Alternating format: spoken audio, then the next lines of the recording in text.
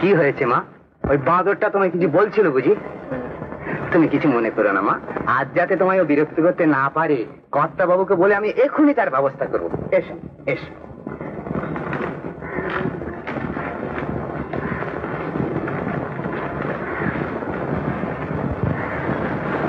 বস, একটু বিশ্রাম করে বিকেলে যেতে পারতে।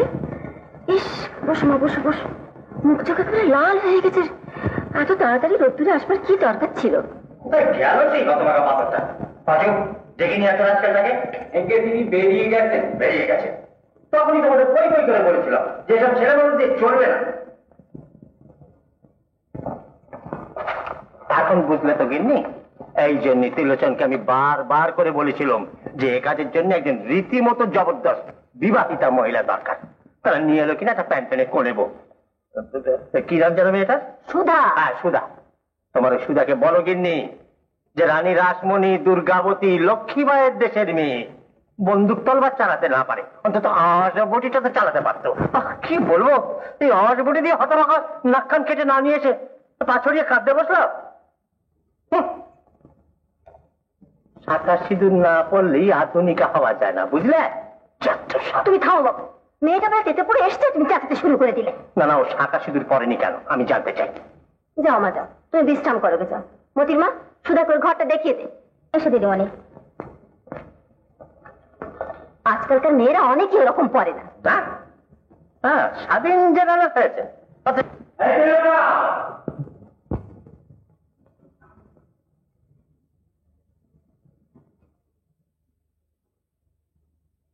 তুমি কিছু মনে করো না দিদিমণি, কর্তাবাবুর কথাই অমন ধারা। একজনের উপর রাগ করবে তো বাড়ি শুধু সবাইকে বকাবকি করতে আরম্ভ করে দেবে। না না, আমি ওর কথা কিছু মনে করিনি মতির মা। আর ওই মুখ পুরা ভাগ্নে বাবুর কথা তুমি ধরোই না, ওকে কেউ দু চোখে দেখতে পারে না। কর্তাবাবু নিজেও যে খুব পছন্দ করেন তা নয়, কিন্তু কি গুণ যে করেছে হতভাগা, টাকা চাইলে আর না বলতে পারেন না। ওর কথা তুমি ভেবো না, কর্তাবাবুর কানে যখন এ কথা উঠেছে তখন আর সে তোমাকে বিরক্ত করতে সাহস করবে না। যত গুণই করে থাক, এত বড় বেয়াদবি কর্তাবাবু কিছুতেই বরদাস্ত করবে না। তুমি বিশ্রাম করো, আমি তোমার সব বন্দোবস্ত করে দিচ্ছি।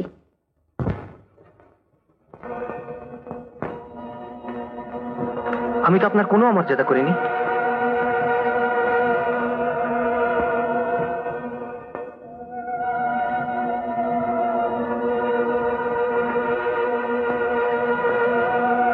আপনি আমার প্রতি অবিচার করছেন শান্তি দেবী, বিশ্বাস করুন আমি।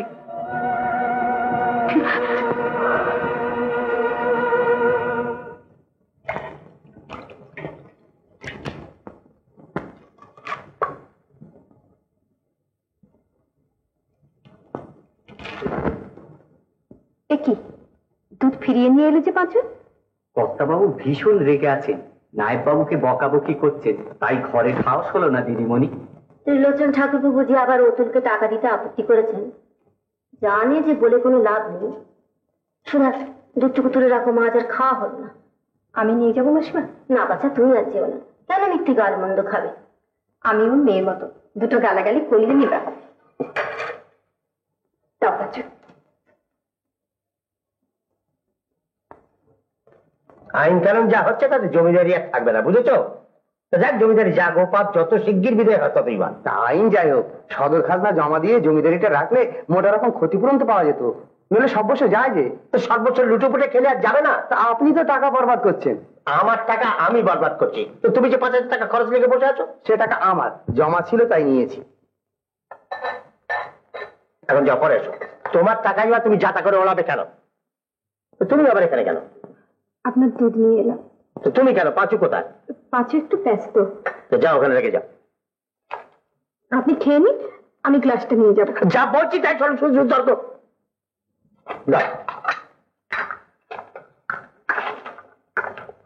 এত দুধ মানুষ খেতে পারে? খাওয়াতে পারলে মা? তুমি পারবে, তুমি ঠিক পারবে। আমি তো ভেবেছিলাম আজকের মতো না খাওয়ার পাট চুকে গেল। কি হয়েছে নায়ক কাকা? তেমন কিছু নয়, তবে কি জানো মা, বুড়ো হয়েছি, আমারই হয়েছে মরণ, সব দিক একা সামলাতে পারি না। কর্তাবাবুর মেজাজটা একটু রুক্ষ হয়ে গিয়েছে, চিরকালই এমনি ছিল না। এ বাড়ির কারো মনে যে শান্তি নেই মা। কেন? সে কথা আরেকদিন বলবো। On Christmas Day in the year 1642, Isaac Newton was born at the small village of Woolsthorpe in England. Little did his mother think he ever since the creation of the world. Isaac's father being dead, Mrs. Newton was married again to a clergyman and went to reside at North Witham. Her son was left to care of his food. আজ post অফিসে গিয়েছিলি? তুমি যে কি মা, এই তো সেদিন বড়দির টাকা পেলে। ও তো লিখেই দিয়েছে এখন কিছুদিন কখন কোথায় থাকবে তার ঠিক নেই, ঠিক হলেই জানাবে। কিন্তু তা বলে মনির ঠিকানায় ও চিঠি লিখতে মানা করলো কেন? নিশ্চয়ই কারণ আছে, চিঠি পেলেই বুঝতে পারবে, অত ভাববার কি আছে। আমার যে কি ভাবনা, মা হলে বুঝতে পারতিস খোকা। বিদেশ বিভুঁয়ে দেখবার একটা লোক নেই, চিঠি না পাওয়া অব্দি কিছুতেই নিশ্চিন্ত হতে পারছি না। অনেক রাত হলো মা, এবার তুমি তোমার ঘরে যাও। আপনি ঘুমিয়ে পড়লে আমি চলে যাবো মাসিমা। মিথ্যে কেন বসে থাকবে? কখন যে আমার ঘুম আসবে তার কি কিছু ঠিক আছে? আপনি আর একটু চুপ করে থাকুন, দেখবেন ঠিক ঘুম এসে যাবে। তুমি জানো না মা, ঘুম আমার আসবে না, ঘুম যে আমার আসে না। ঠাকুরের নাম গান করে শোনাবো মাসিমা, ঠিক ঘুম এসে যাবে। আমার বাবা মারা যাবার পর মাও ঠিক এমনি ঘুমোতে পারতেন না, রোজ আমার মাকে গান গিয়ে ঘুম পাড়াতে হতো। বেশ, তবে তাই গাও মা।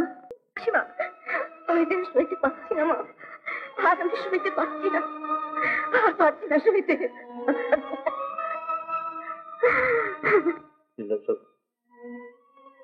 শুনছো, আগে নতুন করে আর কি শুনবো বলো, এ তো রোজই শুনছি। আপনি ইচ্ছে করলেই তো। না না না না, এই কথা আমি শুনতে চাই না। ত্রিলোচন, তুমি এই কথা আর আমার সামনে উচ্চারণ করো। ত্রিলোচন, একটু বিরতি রয়েছে। দেখো, স্বার্থপরের মতো আমি কেবল আমার কথাটাই ভাবছি, তোমার কথা একেবারে ভুলে গেছি। অথচ 2 মাস হলো স্বামীকে ছেড়ে তুমি আমার এখানে কাজ করছো, একদিনও তাকে দেখতে যাও। আমার ভারী অন্যায় হয়েছে, আমারই খেয়াল করা উচিত ছিল। যাও, কাল বিকেলেই তুমি তাকে দেখে এসো। সবাইকে ছেড়ে এসে মন তো কেমন করবি, মার জন্য পুত্র বোধ কেমন করে। জানেন আমি কাছে মা, সন্তান কি কখনো মাকে ভুলে থাকতে পারে?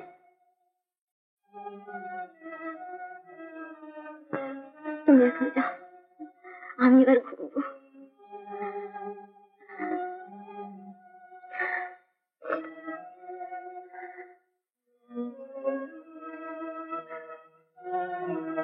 তুমি যাওয়ার সময় ওকে একবার দেখেছো কেমন? আমি জানি উনি জেগে আছে, রাতের পর রাত ওর চোখে তো ঘুম নেই। কেন এমন হলো মাসিমা? অদৃষ্ট মা, সবই অদৃষ্ট। দেখেছো কেমন? আচ্ছা, আমি ওকে শুইয়ে দিই, তারপর যাবো।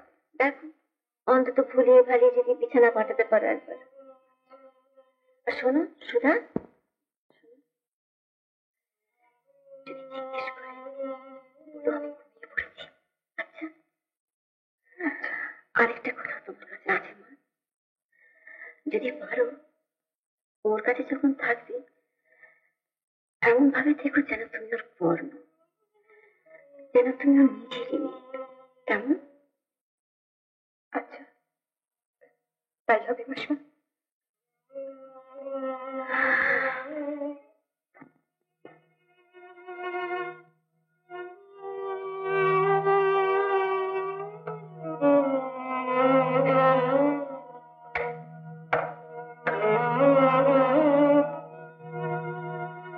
অনেক রাত হয়েছে, আলোটা নিভিয়ে দিতে এসেছি।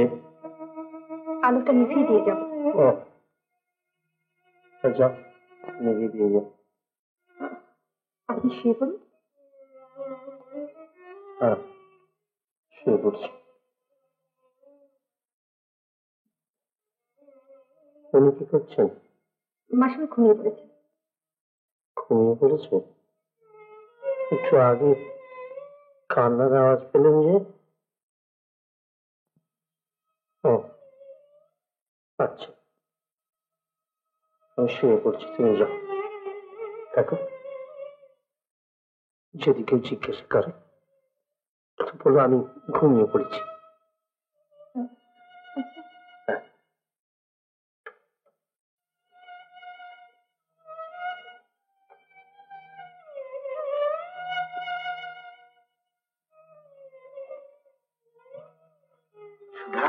কে? আমি তোমার জন্য এখানে দাঁড়িয়ে আছি। দেখো মা, ওখান তুমি যেও না, এতে শুধু দুঃখ বাড়ানোই হবে। কিন্তু কেন? কিসের দুঃখ? সত্যি কাকাবাবু, এবারে কাউকে কিছুই আমি ঠিক বুঝে উঠতে পারছি না। কি করে বুঝবে মা? এ বাড়িতে সে কথা উচ্চারণ করাও নিষেধ। পাছে কারো নজরে পড়ে, তাই খোকাবাবুর ফটোগুলো পর্যন্ত সরিয়ে ফেলা হয়েছে। খোকাবাবু? খোকাবাবু আবার কে? সে কথা এখানে বলা চলবে না, এদিকে এসো।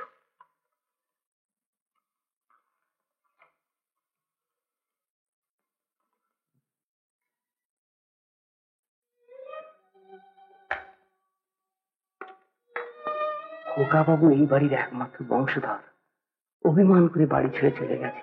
সে কি? কেন? বাপ আর ছেলে আদর্শের মিল হলো না। কর্তাবু রেগে গিয়ে বললেন, মান নেই, সম্ভ্রম নেই, ইজ্জত নষ্ট হয়। এই যদি তোমার আদর্শ হয়, তাহলে তোমার আদর্শ নিয়ে তুমি থাকো। যদি তোমার নিজের আদর্শে কোনোদিন বড় হয়ে ফিরতে পারো, এসো, মাথায় করে রাখো। নইলে অনাদি প্রসাদের পুত্র বলে নিজের পরিচয় দিও না। বাপের তো বেটা বাপকে প্রণাম করে এক কাপড়ে বাড়ি থেকে চলে গেল। যাবার সময় আমারই পাওনা টাকার থেকে তাকে টাকা দিয়েছিল। সে তো নিতে চায় মা, অনেক কষ্টে বুঝিয়ে সুঝিয়ে চোখের জল ফেলে তবে তাকে রাজি করালো। তাই তো কত এখন টাকা পয়সার প্রশ্ন উঠলে সেই 5,000 টাকার খোঁটা দেন। তারপর আর কি, কর্তবাবুর বুকের ভেতর দিবারাত্র রাবণের চিতা জ্বলছে। ভাবছে বাইরে দেখান যেন কিছুই হয়নি। তিনি বাড়ি থেকে যাওয়ার পর আপনারা কোনো খোঁজ নেননি? কর্তাবাবুর হুকুম নেই। একটা কথা তোমায় বলবো মা, কথা দাও, এই বুড়ো ছেলের কথা তুমি ফেলবে না। কি কথা? খোকাবাবু যতদিন ফিরে আসেন, এদের ছেড়ে তুমি কোথাও যাবে না। কিন্তু জানি তোমার অনেক অসুবিধা হবে, হয়তো বা দুঃসাহ বলে মনে হবে, কিন্তু ওই দুটো অসহায় মানুষ, ওই দেখো। কি? কর্তাবাবু রোজ রাতে সবাই ঘুমলে চুপি চুপি বেরিয়ে এসে ওই ঘরে গিয়ে বসে থাকেন। কেন? ঘরটা যে খোকাবাবুর সমস্ত জিনিসপত্র ওই ঘরটার ভেতর তালা দিয়ে বন্ধ করা আছে, চাবিটা পর্যন্ত কাউকে দেন না। বলেন খোকাবাবু জিনিসপত্র দেখলে গিন্নিমার দুর্বলতা বেড়ে যাবে। অথচ নিজে রোজ গভীর রাতে ওই ঘরের ভেতর গিয়ে বসে থাকেন। তুমি আমায় কথা দাও মা, তুমি এসে যেটুকু ব্যথার লাঘব হয়েছে চলে গিয়ে সেটা ভারী করে তুলবে না। আমি কথা দিচ্ছি না কাকা। আমি নিশ্চিন্ত হলাম মা, আমি তোমার আশীর্বাদ করছি, তুমি সুখী হবে। ভগবান তোমার মঙ্গল করবেন মা, ভগবান তোমার মঙ্গল করবেন।